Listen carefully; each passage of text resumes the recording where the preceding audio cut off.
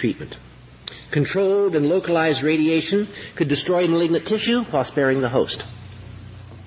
And in the area of psychology, there were parallel developments. The theories of Freud and Jung were being developed into increasingly useful clinical tools and approaches to mental illness. And the basis of experimental psychology was laid in the pioneering studies of Pavlov. Another coincidence in timing, which in retrospect started a dividing of science onto separate paths, occurred during World War II. In the late 1942, Enrico Fermi and several other scientists at the University of Chicago demonstrated for the first time ever that nuclear fission could be achieved and could be controlled by man. The age of unlimited power and freedom from dependency upon our dwindling fossil reserves had begun. Just the next year, at 4:20 p.m. on the 19th of April, Albert Hofmann consumed a measured amount of a compound which he had first synthesized some 5 years earlier. As Hofmann subsequently reported, as a quotation following 250 micrograms, after the crisis of confusion and despair, I began to enjoy the unprecedented colors and plays of shapes that persisted. Kaleidoscopic, fantastic images surged in on me, alternating, variegated, opening and closing themselves in circles and spirals. LSD had also been discovered.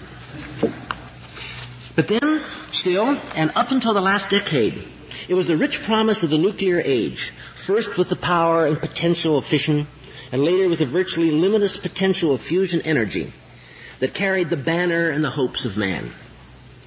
And the area of the hallucinogenics was categorized as negative, psychosis-imitating, psychotomimetic. It was not until sometime in the 1970s, that a strange and a fascinating and a rather frightening reversal of roles took place. The knowledge of nuclear fission and fusion took on a death-loving aspect, with country after country joining the fraternity of those skilled in the capacity for the eradication of the human experiment. And to have such power leads to the threat to use such power, which in time will actually lead to its use. But, as I said earlier, when one thing develops, there seems to spring forth a balancing, a compensatory counterpart. This balance can be realized with the psychedelic drugs.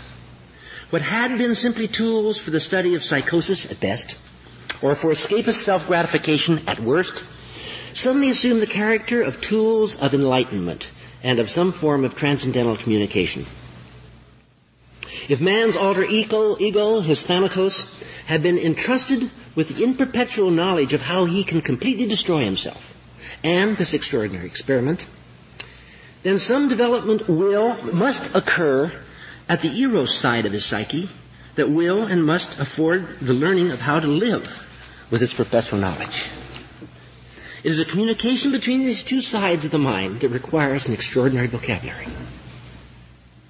Where do these words come from, the words of this vocabulary?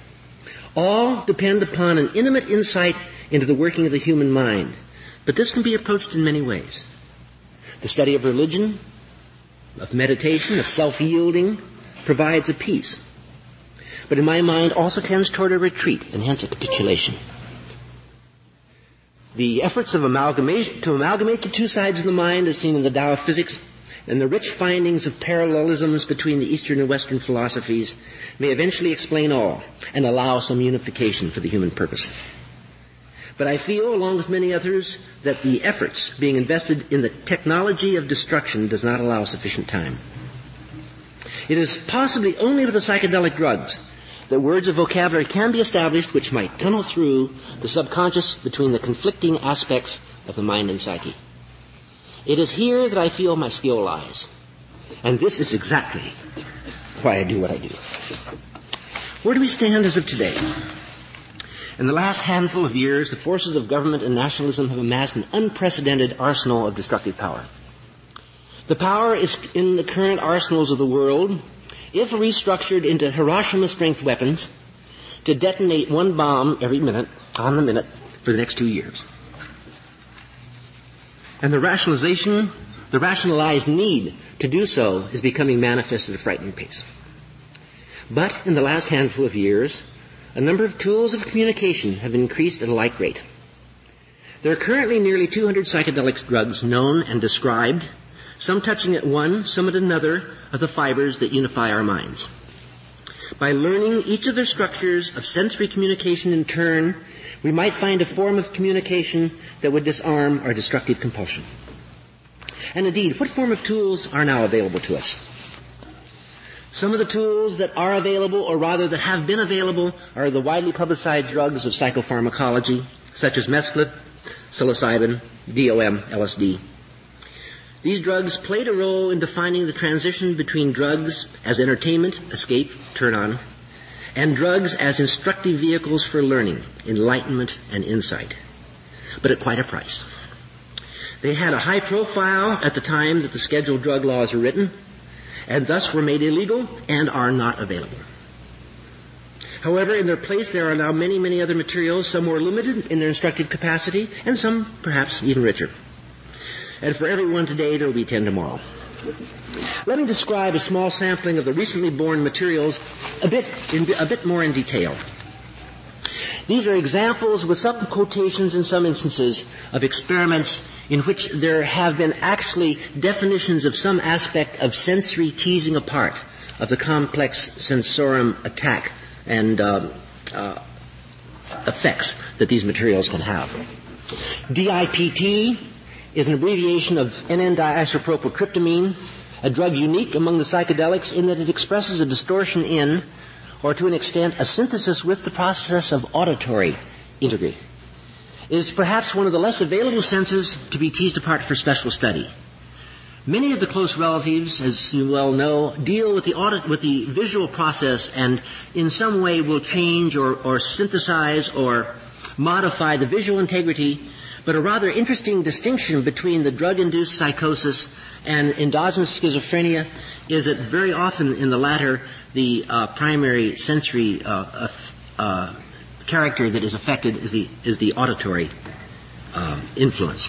A quotation following 20 milligrams of DIPT. The telephone sounds partly underwater. Here are signs of a pitch change on radio. The absolute pitch down a major third. Chord on the piano sounds out of tune, quite flat. Music terrible, unlistenable. The other senses seem in no way affected. If I were deaf, I would have thought this an inactive drug. Several hours after ingestion of the material, this note. Hearing normal, piano back in tune. MDMA, or MDA, is abbreviation for 3,4-methylene-dioxy-methamphetamine. It's a tool of communication that has shown, in recent years, an extraordinary utility in opening communication between individuals. This has promoted its use in psychotherapy, but has given promise as well as a vehicle for intrapersonal communication. This particular drug has been used clinically in many applications, and these today in probably number in the thousands. And it has commanded a remarkably good record of positive results. A quotation following 120 milligrams. We kept up a lively conversation covering many interesting aspects of our various family relationships. The conversation was unusually insightful and free of defensiveness. And following a 40 milligram supplement at the 2-hour point, Jean glowed with energy, became very beautiful. We talked freely and openly. Every bush and plant looks utterly alive. I am entranced by a large rock. As I look at its surface, I see the surface of a planet with mountains and valleys. Little crystals of mica are like jewels. Another material, 2CB, is the abbreviation for 2,5-dimethoxy-4-bromophenethylamine. A tool and a word of vocabulary which ties the mental process directly and constructively into the physical soma. The analgesic effects experienced with many, if not most, of the psychedelic drugs are not present with 2CB.